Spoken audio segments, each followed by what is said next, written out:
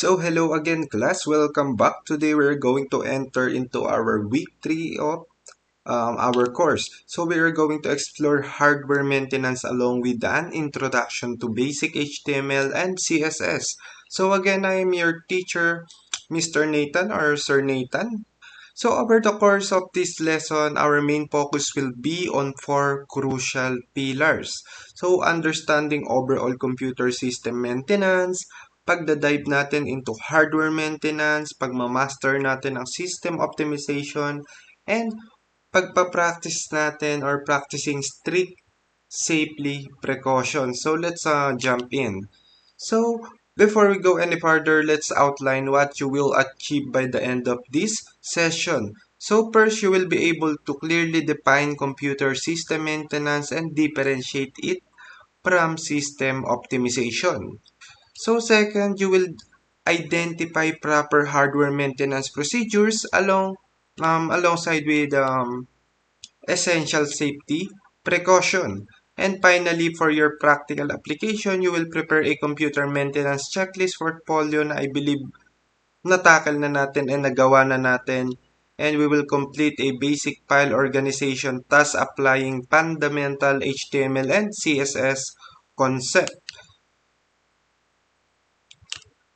So, for essential question, to ground our discussion today, I want you to think about this question na how can proper computer maintenance and organized file management help technology work safely and reliably? So think about this in a way na just like sa kotse nagre-require siya ng routine oil, nagche-change siya ng oil, nagcho-tune up siya, nag-avoid para ma-avoid yung breaking down natin sa highway or sa daan. So, a computer system relies on structured care para mapanatili nating tumatakbo ng walang failure or walang error. So let me briefly recap what we touched on last discussion. So again, what is Green ICT? So Green ICT is the environmentally sustainable practice of designing, manufacturing, using, and pagdidispose natin ng mga computers and related devices efficiently. And how does proper care reduce electronic waste or e-waste? So, pag naglilinis tayo and inaalagaan natin mga equipment natin, napapanatili nating naglalas or nagtatagal yung mga devices natin which directly reduce the amount of electronic waste clogging up landfills. So what happen when devices aren't maintained or are not maintained? So nag-overheat sila, bumabagal sila, nagbe-breakdown sila prematurely and force us to buy expensive replacement, yung mga parts far sooner than necessary. So picture analysis, why do computers slow down? So let's look at a few visual scenarios para maintindihan natin kung bakit nagde-degrade yung mga hardware natin and bakit yung mga computer natin is naglalag or nagpe-fail. So, scenario 1, dust-filled computer.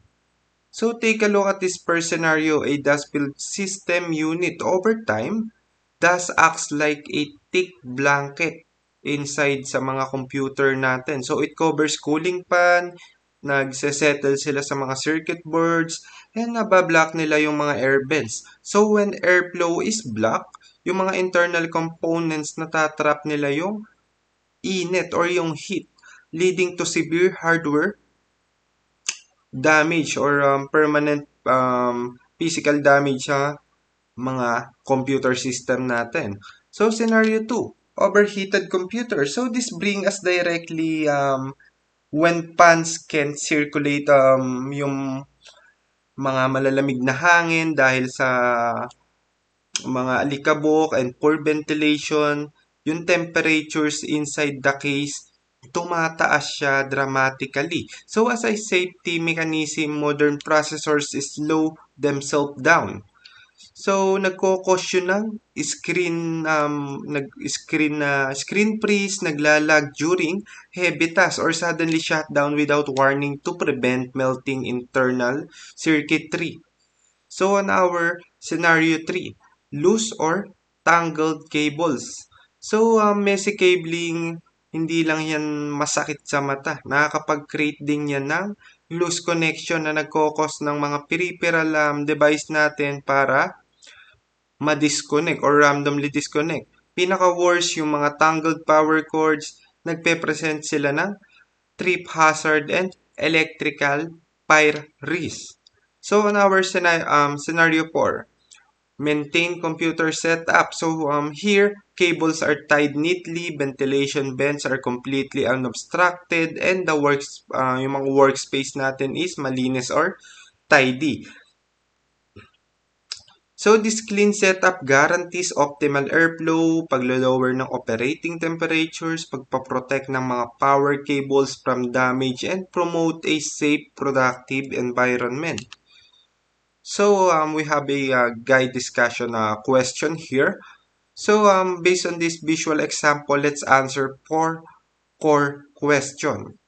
So what problem can dust cause? So yung dust, na kapag block siya ng ventilation, kapag trap siya ng init, nare-restrict niya yung motion ng fan natin and nadadamage niya yung mga sensitive electronic. So number 2, what happens during overheating? So yung overheating nagli-lead siya to performance throttling. Nakakapag-freeze siya ng system, nakakapag-cause siya ng blue screen and automatic emergency shutdown. So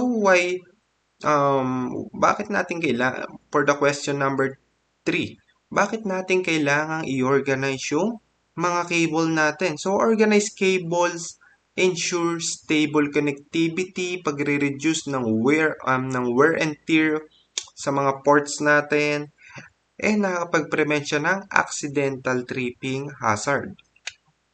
So on our last question, so what practice ensures reliability? So routine physical inspection, pagpa-proper cable management, and pagre-remove ng alikabok or dust removal. So what is computer system maintenance? So how do we formally define computer system maintenance?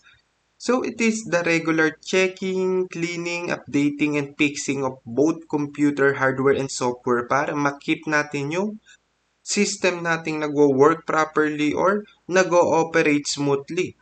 So common real-world example includes pagwa-wipe natin ng mga monitor and shaking out keyboard debris, yung mga dust, inspecting physical ports, ini-inspect natin yung mga ports natin or mga saksakan natin. And also yung mga power cables. And pag i-install natin ang operating system security update, yun yung mga update ng mga devices natin like OS update, operating system, ganyan. Then, deleting unneeded temporary files and scanning for viruses. So, ano naman si hardware maintenance? So, hardware maintenance specifically targets the physical components ng computer system. For example, so when you use a can of compressed air para mag-blow ng dust sa mga towers, sa system unit, ini-inspect natin yung mga frayed HDMI cable, ino-organize natin mga peripheral cords with cable ties, nag-i-store tayo ng laptop neatly on designated shelves. Or even handling RAM modules carefully by their edges without touching exposed pins. Yung mga pins, yung mga ginto dun sa RAM natin na parang nandun sa memory card. So that is hardware maintenance in action. So next, what is system optimization? So on the software side, we have system optimization. So nagpo-focus to sa pagma-maximize ng computer system yung system processing natin and yung efficiency niya saka yung bilis niya. So for instance, if your computer takes 2 minutes to boot up para mag-restart, kailangan natin i-disable yung mga unnecessary startup program like yung mga auto-launching chat, yung mga, yes, speed up siya ng start times pagka naka-off yun. So, other examples include clearing browser cache. So, running antivirus software, updating graphic driver, and also pag-a-adjust natin ng power plan setting. So, maintenance versus optimization. So, let's compare these two concepts directly so you can never confuse them. So, for hardware maintenance, it's about preservation. So, it's a primary goal. Ang primary goal natin is keeping physical component in working condition para ma-prevent natin damage and hardware failure. So, maintenance protects your investment. So, for system maintenance or optimization, it's about performance. Its goal is tweaking software and system setting para mapabilis natin yung operation and mas mapa-smooth natin. So, optimization improves speed and responsiveness. So, bakit mahalaga yung hardware maintenance? So, nakakapag-prevent siya ng sudden failure, catching a praying power wire or broken cooling fan early stops catastrophic breakdown. So, nape-prevent niya yung sudden failure. And controls overheating. So, yung paglilinis natin ng mga vents na i-allow natin yung heat para mag-dissipate easily. Extend lifespan. So, a well-cared for a PC can easily last 6 to 8 years instead na mag-break siya or masira siya. So, saves money. Cleaning a pan costs nothing. Pagre-replace natin ang mga blown motherboard, mas mahal pa siya. So, ensure safety. So, prevent short circuit, yung mga spark hazard and yung mga electrical shock na prevent yung pag-short circuit. So, preventive maintenance. The best approach to care is preventive maintenance. So, this means carrying out routine inspection and care before problems occur. So, rather than maghintay tayo na mag-crash yung computer natin. So, simple preventive habits include dusting your computer area weekly.